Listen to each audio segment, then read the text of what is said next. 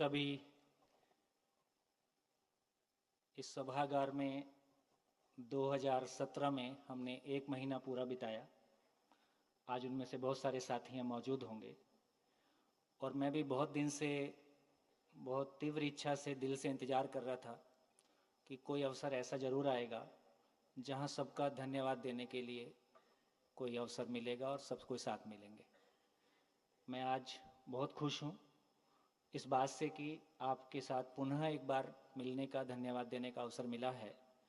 मुझको लगता है कि बात शुरू करते हैं। अभी तो अतिथि देवो भव, तो सबसे पहले आदरणीय सिस्टर शिवानी जी का स्वागत करते हैं कि आपने इस उत्सव के लिए समय निकाला। मैं अभी अरविंद भाई जी से चर्चा कर रहा था कि इस तमाम राजनीतिक उठापटक के बीच, कोरोना के बीच किसी ट्रांसफॉर्मेशन को निकाल के ले जाना और दिल्ली जैसी जगह में उसको लोगों तक पहुंचा पाना, इसके लिए एक अद्भुत संकल्प शक्ति तो चाहिए ही और सतत उसके लिए एक सपोर्ट की ज़रूरत है ही, जो आपने दिया है। तो हम अपने मुख्यमंत्री अरविंद भाई जी का जोरदार तालियों के साथ स्वागत करते हैं। जब शुरू में आए थे तो लोगों ने मनीष भाई को शिक्षा मंत्री के रूप में देखा था, बाद में पता चला कि वो शिक्षाविद है। मनीष भाई के लिए जोरदार तालियां। और हमारी एजुकेशन डायरेक्टरेट के तमाम वो लोग जिन्होंने इसके लिए पूरा सपोर्ट सिस्टम बनाए रखा, और हमारे तमाम वो साथी जो यहाँ बैठे हैं और नहीं बैठे हैं, और उनके सभी परिवार के लोग। दोस्तों, जो आपने क्रिएट किया है वो भारत के लिए नहीं, पूरे विश्व के लिए एक राह दिखाता हुआ एक छोटा सा चिराग है। मुझसे आग्रह किया गया है कि मैं इसकी एक पूर्व जर्नी को, छोटी सी कहाँ से ये कनेक्ट हुआ उसको रख दूँ। मेरी एजुकेशन दिल्ली की ही है और एजुकेशन पूरा करने के बाद, जॉब करने के बाद कहीं गांधी जी से प्रभावित हुआ और अपने भीतर ये संकल्प था कि चोरी नहीं करना है और झूठ नहीं बोलना है। अब चोरी नहीं करना है, झूठ नहीं बोलना है, उसके बाद जॉब करना बहुत मुश्किल हुआ और भी कुछ चीज़ें साथ में चलती रहीं। तो मैंने सोचा कि गांव में चल के काम किया जाए, और गांव में काम करना शुरू किया तो स्विस डेवलपमेंट कपार्ट का प्रोजेक्ट था, जिसमें कि महिलाओं को कुछ काम सिखा के उनको अपने पैरों पे खड़ा करना था। उन महिलाओं से बात करना शुरू किया तो पता चला उनकी एजुकेशन नहीं है, तो हमारा प्रोजेक्ट तो कहीं छूट गया। और एजुकेशन शुरू हुई, उनसे बात शुरू हुई तो उनके घर में जिस तरह के दरानी जेठानी के झगड़े हैं, सास बहू के झगड़े हैं, बंटवारे की समस्याएं हैं, उनकी पीड़ाएं हैं, तो उन सब को सुन के लगा ये तो मेरे घर में भी होता है। फिर चाहे जॉब की समस्या देखी, चाहे राजनीति की समस्या देखी, चाहे बाजार की समस्या देखी, चाहे घर की समस्या देखी, एक बात बहुत गहरे में ध्यान में आ गई कि इस दुनिया की तमाम समस्याएं, एक व्यक्ति से लेके और युद्ध की तमाम समस्याएं, मानसिकता की समस्याएं हैं, और मानसिकता का कोई कैरिकुलम हमारी एजुकेशन में नहीं है। क्या इस बात की ज़रूरत नहीं है कि जिस तरह से हम इंजीनियर, डॉक्टर्स बनाते हैं, हम एक हेल्दी माइंडसेट भी एजुकेशन के द्वारा दे सकें? वर्तमान धर्म के रूप में जो कुछ भी हम दे रहे हैं वो एक प्रौढ़ शिक्षा कार्यक्रम है। आवश्यकता इस बात की है, जब बच्चा माँ के गर्भ में आता है और जब बच्चा स्कूलिंग पूरी करता है तो 12वीं तक की शिक्षा माइंडसेट दे पाए। अब इसको ढूंढना शुरू किया तो तमाम धार्मिक प्लेटफॉर्म पे जाना शुरू किया, उनके बड़े लोगों से बात करना शुरू किया, है ना। तो ओशो, जय कृष्णमूर्ति और तमाम, तो सभी लोगों ने ये कहा कि शिक्षा में आमूलचूल परिवर्तन की ज़रूरत है। उसके लिए कुछ उन्होंने बातें कहीं, लेकिन जब ये पूछते थे कि क्लास 1 में क्या दें, 2 में क्या दें, 10th में क्या दें, तो वही CBSE, ICSE, IB बोर्ड है, उसके साथ में आप कुछ एक आध पीरियड जोड़ के कोई काम कर सकते हो। लेकिन मानसिकता परिवर्तन, हम फिजिक्स पढ़ते हैं तो लगातार 15-20 साल पढ़ते हैं, तब उसमें कोई अधिकार आता है। तो ये छोटे मोटे प्रयासों से बात नहीं बनेगी। और दिल्ली की ज़िंदगी जीते हुए ये लगा कि जैसा मैं हूँ शायद मैं भी कॉम्प्रोमाइज़ नहीं कर पाऊँगा और ये समाज भी नहीं बदल पाएगा। किसी एक लिंक के माध्यम से मैंने ये पढ़े लिखे समाज को छोड़कर हमेशा के लिए बस्तर के आदिवासियों के बीच में ज़िंदगी बिताने का निर्णय लिया। और 95 में मैं अपने 2.5 साल के बच्चे को लेकर, पत्नी को लेकर, बिना किसी फंडिंग के किसी गांव में ज़िंदगी भर बिताएंगे, क्योंकि ये वहीं संभव है कि बिना झूठ बोले, बिना चोरी किए आराम से जिया जा सकता है। ये एक सुखद संयोग था दोस्तों। जब जब वो कहते हैं ना कि आप कोई अपने दिल की गहराइयों से आप किसी बात को सोचते हैं तो कायनात मदद करती है। उसी जंगल में उस आदरणीय ए नागराज जी से मुलाकात हुई, जिसके माध्यम से इस प्लेनेट को वो मिला है जिसकी खुशबू आने वाली मानवता पहचानेगी, थोड़ा थोड़ा भी पहचानना शुरू किया है। आदरणीय नागराज जी से मुलाकात हुई तो उन्होंने बहुत एक दिल को छू देने वाली बात कह दी और पहली मीटिंग में ही मैं उनका हो गया, इस दर्शन का हो गया। आज तो मेरे को लगता है कि वो चर्चा ज़्यादा प्रासंगिक है। आज पूरी धरती पे धर्म के नाम पे जिस तरह का आपस में संदेह पैदा हुआ है और जिस तरह की परिस्थितियां हैं, तो दोस्तों आदिकाल से भी युद्ध के नाम पे, धर्म के नाम पे युद्ध लड़े जाते रहे हैं।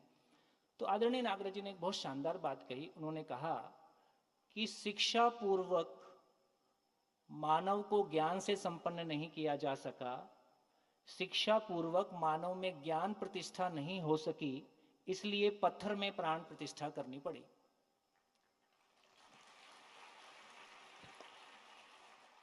शिक्षा पूर्वक मानव में ज्ञान प्रतिष्ठा नहीं हो पाई, इसलिए अपनी आस्थाओं को हमने किन्हीं मंदिर, मस्जिद, गुरुद्वारों में समर्पित किया, ताकि आदमी किसी श्रेष्ठता को पहचान सके, उस श्रेष्ठ आचरण के सामने कम से कम नियंत्रित बना रहे। यदि शिक्षा पूर्वक मानव में ज्ञान प्रतिष्ठा हो पाएगी तो मंदिर, मस्जिद, गुरुद्वारे, विद्यालय हो जाएंगे। और यदि शिक्षा पूर्वक मानव में ज्ञान प्रतिष्ठा नहीं हो पाई तो ये विद्यालय भी सांप्रदायिक हो जाएंगे। दोस्तों, चॉइस अपने पास है कि वाकई में पूरे विश्व के तमाम आस्था के केंद्र सही अर्थों में मानव को गढ़ने के केंद्र हो जाएं, और जितनी मेहनत के साथ हम इंजीनियर और डॉक्टर को तैयार कर पाने में सफल हो पाए हैं, उस तरह से हम इसके लिए भी सफल हो पाए।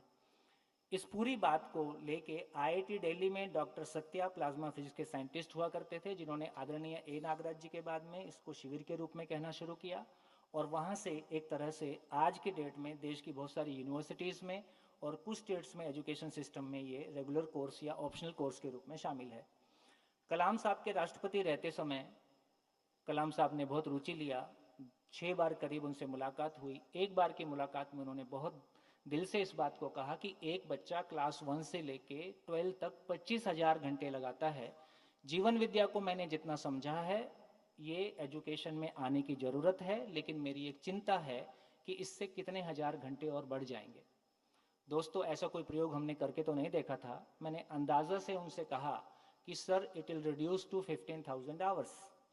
उनको ये बात इतनी खुश कर देने वाली लगी, उनको इतनी स्वीकार हुई कि ऐसा हमको भी उस समय पता नहीं चला। 2006 का जो 14 अगस्त का देश के नाम राष्ट्रपति जी का संबोधन होता है, राष्ट्र के नाम संबोधन में उन्होंने कहा कि जीवन विद्या को यदि एजुकेशन में लाएंगे तो ये 25,000 घंटे 20,000 घंटे हो जाएंगे। तो 15 थोड़ा उनको ज़्यादा कम लगा होगा, तो उन्होंने 5 अपनी तरफ से ऐड कर लिया। लेकिन ये बात की तो आशा उनको दिखाई दे गई। आज मुझको लगता है एक और संदर्भ कहना चाहता हूँ दोस्तों। वेंकटचलैया जी जो भारत के चीफ जस्टिस हुए, वो जिस समय मद्रास हाई कोर्ट में चीफ जस्टिस हुआ करते थे, आदरणीय नागराज जी ने उस समय 40 चीफ जस्टिस के साथ में, 40 जजेस के साथ में लगभग 30 दिन का एक वर्कशॉप किया था दर्शन पे।